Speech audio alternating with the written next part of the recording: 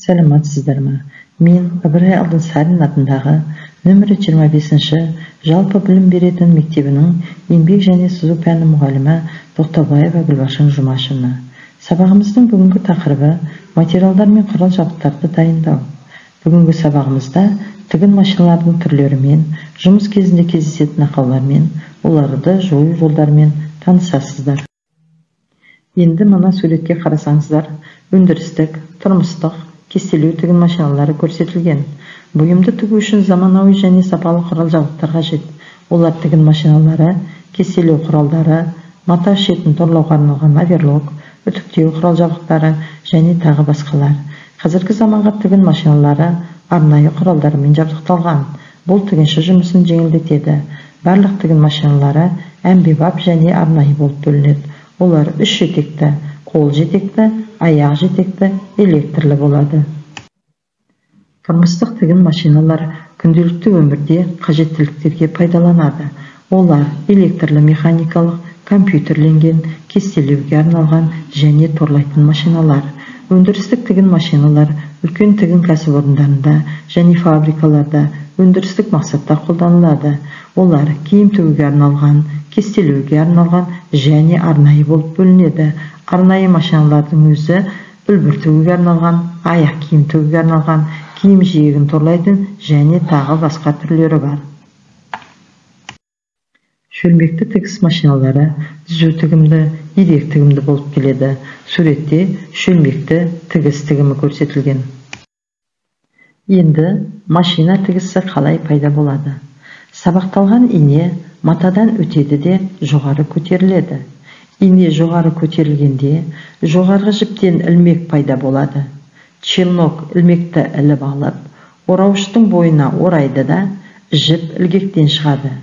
Ілгектен шыққан жіп төменгі жіпті іліп алып, тартып тігіс жасайды. Мата алға жылжып, келесі тігіс жасауға дайындалады. Сіздерге түсінікті болу үшін мына бейне жазбаны көруге ұсынамын.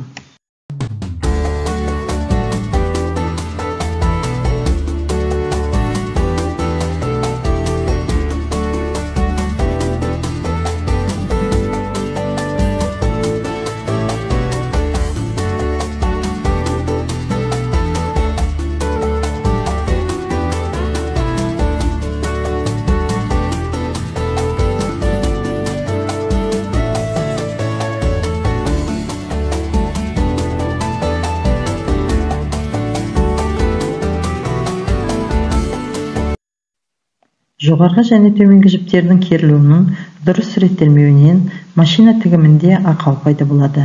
Суретте машина тігімінде кездесетін ақаулар қызыл сызықпен көрсетілген.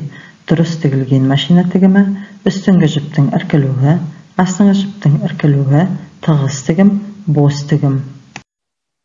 Енді осы ақауларды қалай жоямыз? Кестеде тігімнің графикалық бейнесі, ақаулар, түзету тәсілдері көрсетілген. Астыңғы тігіс ілмектенген кезде үстіңгі жіптің тартылуын босатамыз. Тығыз тігіс пайда болғанда үстіңгі жіпті қаттырақ тартып, және астыңғы жіпті босатамыз. Үстіңгі тігіс ілмектенген кезде үстіңгі жіпті, содан кейін астыңғы жіпті қаттырақ тартамыз. Бос тігіс пайда болғанда үстіңгі жіпті, содан кейін астыңғы жіпті тартамыз.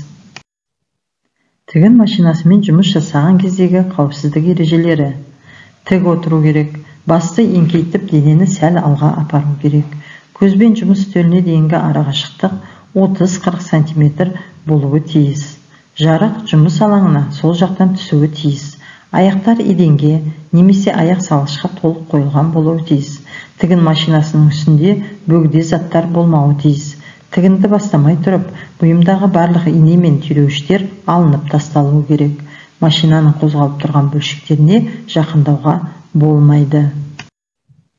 Осымен сабағымыз аяқталды. Назарларыңызға рахмет.